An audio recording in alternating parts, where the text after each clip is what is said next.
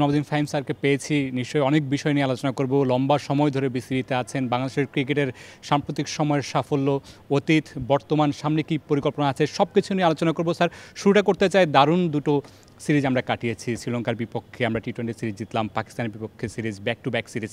সামনের পরিকল্পনা আসলে কি এরপরে? দারুণ দুটো সিরিজ গেছে এটা বলতে হবে, বাট আমার মনে হয় তার আগে খুব খারাপ দুটো সিরিজও গেছে কিন্তু ইউএই এবং পাকিস্তানে, সেটাও মনে রাখতে হবে।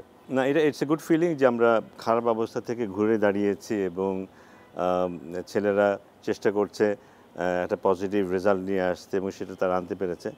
সো এখন দেখতে হবে ভবিষ্যতে এই ধারাবাহিকতা আমরা রাখতে পারি কিনা। ইটস গুড ভেরি চ্যালেঞ্জিং, তবে আমাদেরকে রাখতে হবে। আমরা যদি সত্যিকার অর্থে একটু আমাদের দলটাকে একটু উপরে নিয়ে যেতে চাই, এই ধারাবাহিকতা ধরে রাখতে হবে। অনেক পরিকল্পনা আছে ভবিষ্যতে দলকে নিয়ে। সামনে এশিয়া কাপ আছে, বিশ্বকাপ আছে। আমাদের আশা আছে এই বিশ্বকাপে আমরা সত্যিকার অর্থেই কিছু স্বপ্ন নিয়ে বিশ্বকাপ খেলতে যাব এবার, এবং সেটার জন্য কিছু প্রস্তুতির ব্যাপার আছে। কিছু সামনে এসএসসি টুর্নামেন্ট আছে, এশিয়া কাপ আছে, এরপরেও আমরা কিছু বাইল্যাটারাল সিরিজ খেলছি টি-20। তো সব কিছু মিলিয়ে আশা করব যে এবার সামনে বিশ্বকাপটা একটা ভালো বাংলাদেশ দল যাবে ওখানে।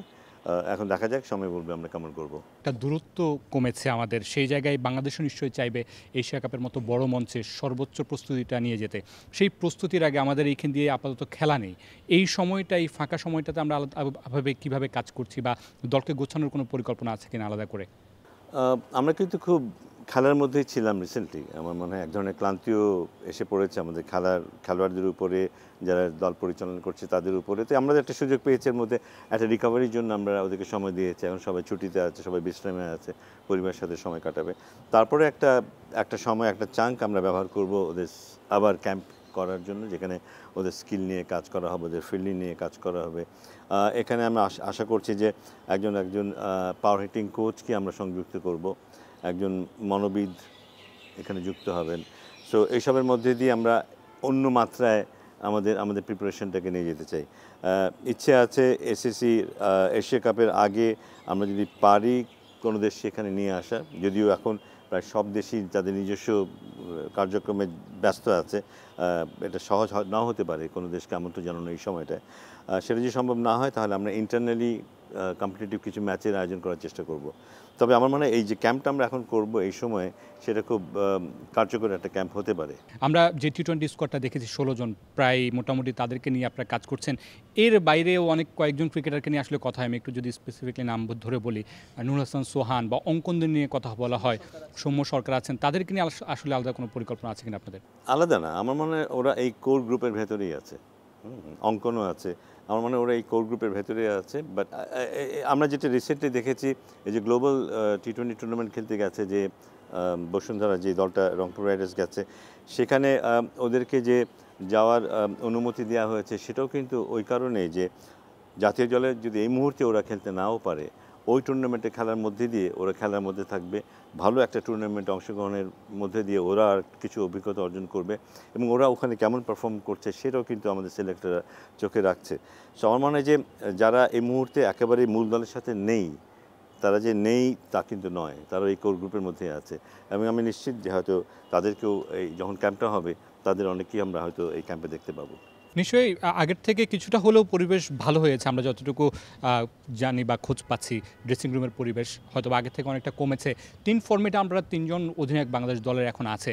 টি-20 দলের লিটনের কথা বললেন, একটু মিরাজের কথা জানতে চাই। মিরাজকে আসলে কী চিন্তা করে হঠাৎ এই ওয়ানডে দলের অধিনায়কতা না, এটা নিয়ে একটু বাইরে অনেক ধরনের কথা হয়, আসলে শান্তকে হঠাৎ করে সরিয়ে দেয়, এই বিষয়টা যদি একটু ক্লিয়ার করতেন।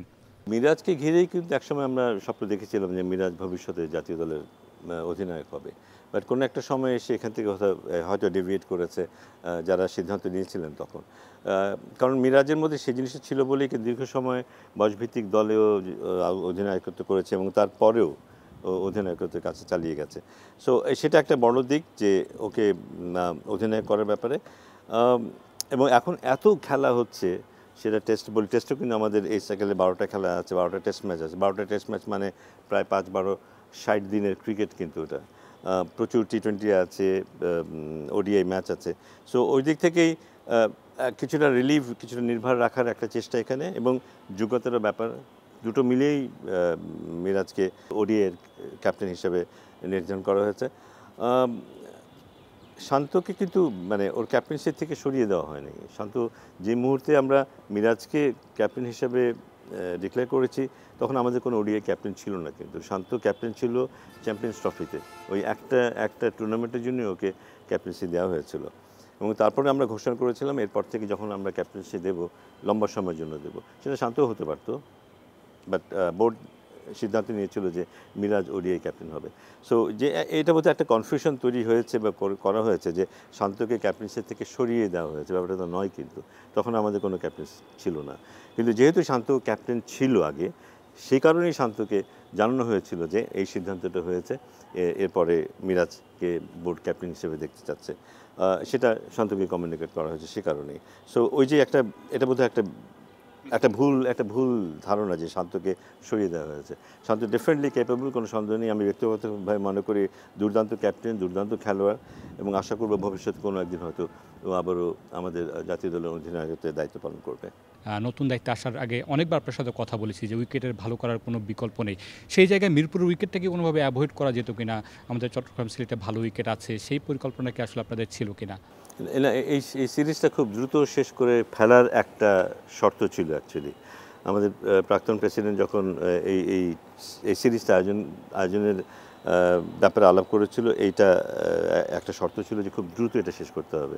তো আপনারা লক্ষ্য করে দেখবেন যে দলটা এসে এখানেই পরপর 3টা ম্যাচ, কারণ যে অন্য একটা ভেন্যুতে গেলে হয়তো আমাদেরকে অতিরিক্ত 1-2 দিন নষ্ট করতে হতো বা দিতে হতো, সেই সুযোগটা বোধহয় ছিল না। পাশাপাশি এরপরে ব্রেক দিয়ে আবার ইন্ডিয়ান সিরিজ হওয়ার কথা ছিল যখন এই সিরিজ নিয়ে আলাপ হয়েছিল। সেসব কারণেই খুব দ্রুত শেষ করার কারণেই কিন্তু এখানে এটা করা হয়েছে, সিকিউরিটি রিজনস অ্যান্ড অল অনেক ব্যাপার স্যাপারই আছে। সো সে কথা মাথাতেই করা হয়েছে, নয়তো হয়তো ডেফিনেটলি আর অন্য ভেন্যুতেও এই খেলাটা নিয়ে আমরা যেতাম, অবশ্যই যেতাম, কারণ শুধু ঢাকায় খেলা হওয়া মানেই ঢাকার মানুষ এই খেলাটা দেখতে পাচ্ছে। সো অন্য মানুষ এটা খেলাটা স্টেডিয়ামে এসে দেখতে পাচ্ছে না, সে সুযোগ পাচ্ছে না, বঞ্চিত হচ্ছে, এটা আমরা হতে দিতাম না, বাট এটা বোধহয় উপায় ছিল না।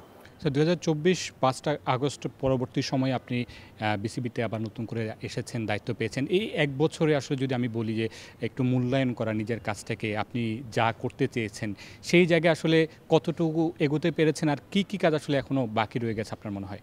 খেলোয়াড়রা যেন নির্ভর হয়ে খেলতে পারে, তার যে পূর্ব শর্তগুলো আছে, খেলোয়াড়ের জন্য আমরা যেটা চাই, এখন সারা বিশ্বে যদি আমরা তাকিয়ে দেখি খুব পজিটিভ ইন্টেন্টফুল গেম হচ্ছে, কিন্তু বিশেষ করে ব্যাটিংয়ে। সেই জায়গায় যদি আমরা যেতে চাই আমাদেরকে সাহসী হতে হবে, আমাদেরকে চ্যালেঞ্জ দিতে হবে, অ্যাগ্রেসিভ হতে হবে। সেটার জন্য যে পরিবেশটা দরকার সেটা করার একটা চেষ্টা আমি করছি। সেটার পূর্ব শর্ত হচ্ছে প্লেয়ারদেরকে যেন ডাইনে বায়ে বা পিছনের দিকে তাকাতে না হয়, কে সমালোচনা করছে, কে পিছন থেকে লেগ পুলিং করছে, এদিকে যেন না তাকাতে হয়, এই জিনিসটা নিশ্চিত করার চেষ্টা করছি। সো ড্রেসিং রুমে এখন যেই খেলোয়াড়রা আছে এবং কোচিং স্টাফ আছে, তারা একটা পেজে আছে, কিন্তু তাদের মধ্যে কোনো বাধাবিঘ্ন নেই। কিন্তু পাশাপাশি এখন সিলেক্টরদের সাথে অনেক সময় প্লেয়ারদের, কোচিং স্টাফের দ্বিমত হতে পারে, এই হতে পারে, সে হতে পারে, কিন্তু এখন একটা পরিবেশ আমরা তৈরি করার চেষ্টা করেছি এবং করতে পেরেছি বলবো আমি, যেখানে ওরা একই টেবিলে বসে গল্প করে, কথা বলে, এক্সচেঞ্জ করে নিজেদের ভিউজগুলো, কাকে নিলে ভালো হয়, কে ভালো খেলছে না, রেসপেক্টফুলি এই আলোচনাগুলি এখন হচ্ছে। আর বোর্ড থেকে তো আমি বলতেই পারি অবশ্যই যে বোর্ড থেকে খুব কোনো ধরনের কোনো ইন্টারফারেন্স নেই। কিন্তু বুলবুল ভাই সেদিন বলছিলেন যে রিজিওনাল ক্রিকেটের ক্ষেত্রে ক্রীড়া উপদেষ্টার একটা অবদান আছে, সর্বোপরি ক্রিকেটের উন্নয়নে বা আপনারা যেভাবে প্ল্যান করে আগাচ্ছেন সেখান থেকে আসলে কেমন সহযোগিতা পাচ্ছেন ক্রীড়া উপদেষ্টার কাছ থেকে? প্রচুর সহযোগিতা পাচ্ছি। আমার মনে হয় যে আমাদের সাথে সবসময় এনএসসি এবং ক্রীড়া মন্ত্রণালয়ের যোগাযোগ আছে। ক্রীড়া উপদেষ্টা নিজেই খোঁজখবর রাখেন এবং যেখানে ভালো কিছু হয় উনি সেটাতে বাহবা দেন, ভালো কিছু না হলে তিরস্কার করার প্রয়োজন হলে সেটাও উনি করেন।